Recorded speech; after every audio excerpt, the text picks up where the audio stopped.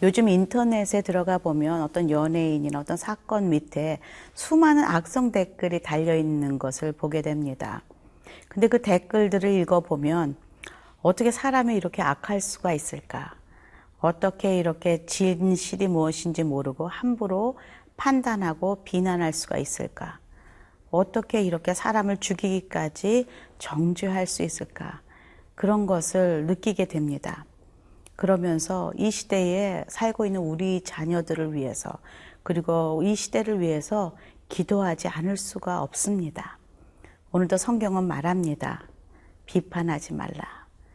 예수님께서 우리를 산 위로 부르십니다. 한번 함께 올라가 보도록 하겠습니다.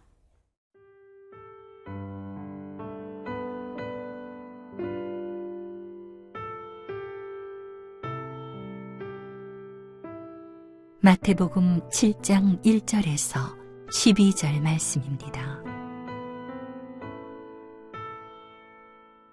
비판을 받지 아니하려거든 비판하지 말라. 너희가 비판하는 그 비판으로 너희가 비판을 받을 것이요 너희가 헤아리는 그 헤아림으로 너희가 헤아림을 받을 것이니라. 어찌하여 형제의 눈 속에 있는 티는 보고 내 눈 속에 있는 들보는 깨닫지 못하느냐.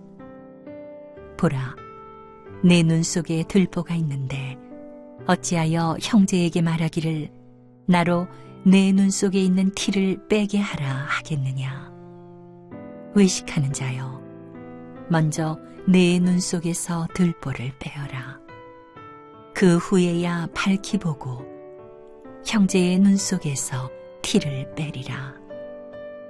거룩한 것을 개에게 주지 말며 너희 진주를 돼지 앞에 던지지 말라. 그들이 그것을 발로 밟고 돌이켜 너희를 찢어 상하게 할까 염려하라. 구하라. 그리하면 너희에게 주실 것이요. 찾으라. 그리하면 찾아낼 것이요. 문을 두드리라. 그리하면 너희에게 열릴 것이니 구하는 이마다 받을 것이요 찾는 이는 찾아낼 것이요 두드리는 이에게는 열릴 것이니라. 너희 중에 누가 아들이 떡을 달라 하는데 돌을 주며 생선을 달라 하는데 뱀을 줄 사람이 있겠느냐. 너희가 악한 자라도 좋은 것으로 자식에게 줄 줄 알거든 하물며 하늘에 계신 너희 아버지께서 구하는 자에게 좋은 것으로 주시지 않겠느냐. 그러므로 무엇이든지 남에게 대접을 받고자 하는 대로 너희도 남을 대접하라. 이것이 율법이요 선지자니라. 우리나라 옛 속담에 똥 묻은 개가 겨 묻은 개 욕한다, 나무란다, 뭐 그런 이야기가 있습니다. 자신의 모습과 행동을 생각하지 않고 늘 율법적으로 남을 비판하고 비난하고 하는 사람들을 향하여서 그렇게 말하는 내용일 텐데요. 그런 사람들의 특징이 있습니다.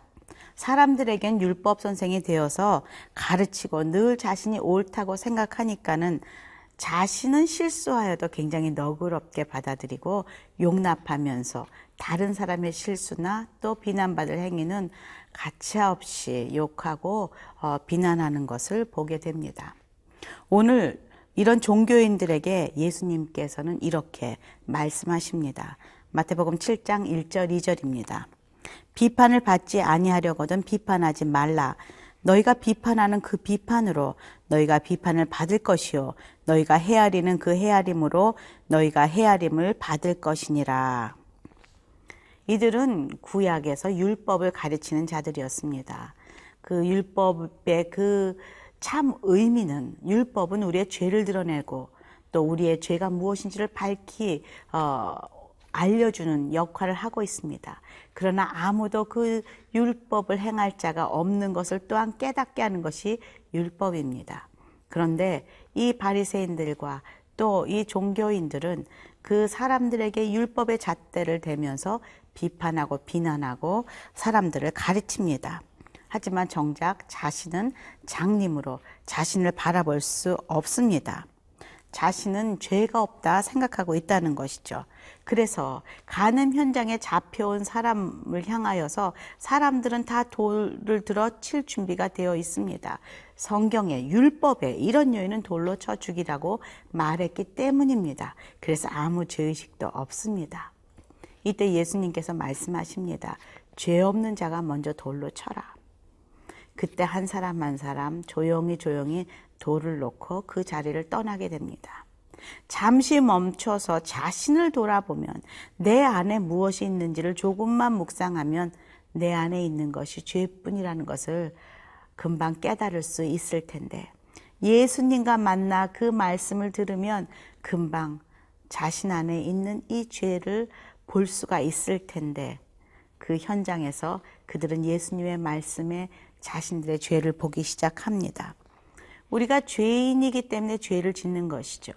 물론 죄를 져서 죄인이라고도 하지만 우리는 태어나면서부터 죄인으로서 죄를 지을 수밖에 없는 그런 연약한 존재입니다. 비난을 받을 만한 존재입니다. 하지만 하나님 앞에서는 한 사람도 의로운 사람이 없다라는 것이죠. 요한일서 1장 8절에 이렇게 기록하고 있습니다. 만일 우리가 죄가 없다고 말하면 스스로 속이고 또 진리가 우리 속에 있지 아니할 것이다. 우리가 간음한 여인 앞에서 슬슬 도망가는 그런 모습들이 우리 안에 있다는 것을 인정해야만 한다는 것이죠. 이 세상에서 죄 없으신 분은 단 한 분이십니다. 우리의 죄를 대속하셔서 죄 없으신 하나님의 아들 예수 그리스도가 십자가에서 우리의 죄를 대속해서 죽으신 그 예수 그리스도만이 죄가 없으신 분이요 우리를 심판하실 심판주로 오실 분임을 깨달아야 한다는 것이죠. 성경은 계속 말합니다. 3절 4절입니다. 어찌하여 형제의 눈 속에 있는 티는 보고 내 눈 속에 있는 들보는 깨닫지 못하느냐. 보라, 내 눈 속에 들보가 있는데 어찌하여 형제에게 말하기를 나로 내 눈 속에 있는 티를 빼게 하라 하겠느냐. 이런 모습이 교회 안에는 없을까요? 너무나 쉽게 예수님의 이름으로, 사랑이라는 이름으로 판단하고 정죄하는 사람들이 서로 상처를 주고 있는 모습들이 교회 안에도 있습니다. 뒤에서 험담을 하고 가십하고 내가 중보기도해 준다는 그런 이름으로 서로의 험담을 얘기하고 잘못을 들추고 그리고 그의 약점을 사람들에게 공개하고 그래서 사람들이 그것으로 인하여 상처받고 교회를 떠나고 심지어는 하나님과 멀어지는 이런 일들이 교회 내에도 있다는 것이죠. 우리는 서로 정죄하고 저주하고 비판받아야 할 대상이 아닙니다. 우리는 서로 축복하고 사랑하고 덮어주고 품어주고 그리고 함께 기도하며 가야 할 그런 대상들이라는 것이죠. 이 모든 것 위에 사랑을 더할 때 그것이 가능합니다. 베드로전서 4장 8절에 말합니다. 무엇보다도 뜨겁게 서로 사랑할지니 사랑은 허다한 죄를 덮느니라. 결국은 사랑입니다. 비판하고 비난하는 것은 그 안에 하나님의 사랑이 없기 때문에 그렇습니다. 주님의 사랑이 내 안에 있을 때 허다한 죄를 덮느니라 말씀하십니다. 교회에서 이런 뜨거운 사랑으로 하나 될 때에, 가정에서 이런 뜨거운 사랑으로 서로 사랑할 때에 하나님의 나라가 임할 줄로 믿습니다.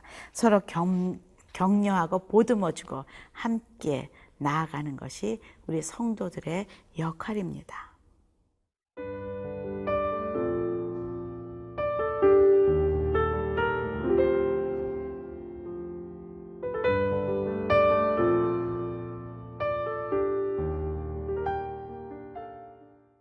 예전에 카톨릭에서 스티커로 내 탓이오라고 쓰여 있는 것을 붙이고 다녔던 것을 기억합니다.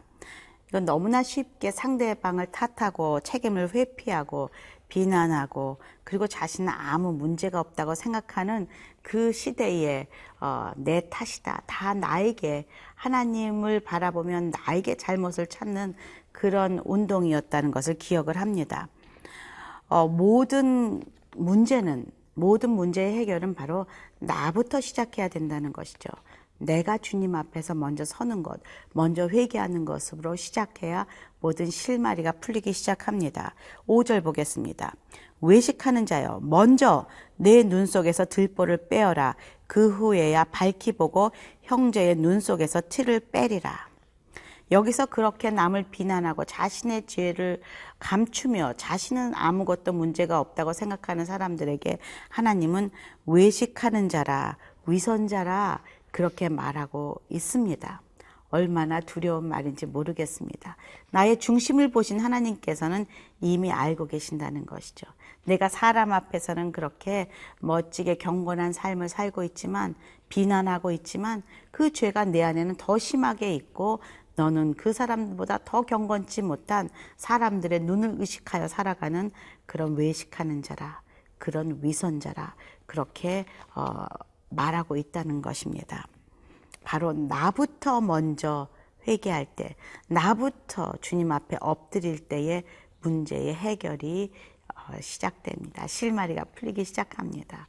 그런데 정말 감사한 것은 그렇게 나를 보기 시작하면, 그 잘못을 나에게서 찾기 시작하면 그렇게 비난받아야 할 사람들, 비판을 받아야 할 사람들의 그 잘못들이 그렇게 보이지 않게 된다는 그런 비밀이 있다는 거예요. 왜? 이제는 밝히 나를 보았기 때문에, 이제는 주님의 눈으로 보기 때문에 그들은 사랑할 대상이요 품을 대상임을 우리가 깨닫게 되기 때문입니다.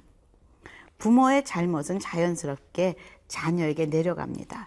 자녀들에게 야단을 치고 있지만, 그렇게 하지 말라고 하고 있지만 결국 그들 안의 죄는 내 안에 있는 죄라는 것, 그것이 흘러서 자녀에게 가고 있다는 것을 우리는 잊어서는 안 됩니다. 나는 하나님 앞에서 온전히 서지 못하면서, 나는 하나님 앞에 거짓말하면서, 나는 하나님 앞에서 경건하게 서지 못하면서 자식들에게는 거짓말하지 말라고, 교회 열심히 나가라고 그렇게 요구하지만 그것은 그 아이들에게 아무런 영향력을 줄 수가 없다는 것이죠.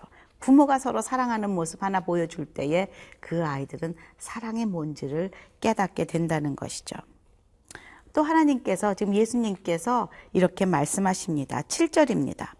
구하라 그리하면 너에게 주실 것이요, 찾으라 그리하면 찾아낼 것이요, 문을 두드리라 그리하면 너에게 열릴 것이니. 구하는 사람마다 받을 것이고, 찾는 사람은 찾을 것이고, 두드리는 사람은 열리겠다 말합니다. 문제는 무엇이냐면 구하거나 두드리거나 찾지를 않는 우리들의 모습 때문이라는 것이죠. 구하고 찾고 두드리는 것도 믿음입니다. 하나님께 나아가는 것이죠. 나를 도와주세요. 하나님 이것을 해결해 주세요. 하나님 문을 열어주세요. 기도하며 나아가는 것 자체가 믿음의 시작입니다. 지금 그것을 할 때에 하나님께서는 하나님의 시간에 꼭 이뤄주신다는 것이죠. 그것이 바로 믿음입니다. 눈에는 지금 보이지 않지만 하나님께서 꼭 이뤄주신다는 것을 믿는 믿음. 오병이어의 그 기적의 현장에서 그 많은 사람들에게 5,000명을 먹이고 12강주리가 남는 그 기적의 현장에서 자신의 것을 드렸던 소년이 있습니다.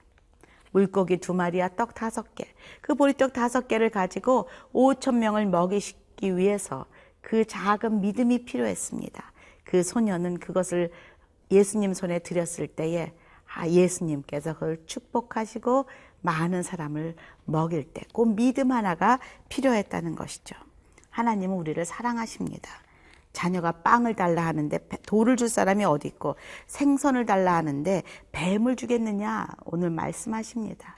하나님은 우리를 사랑하십니다. 목숨까지 주시도록 사랑하십니다.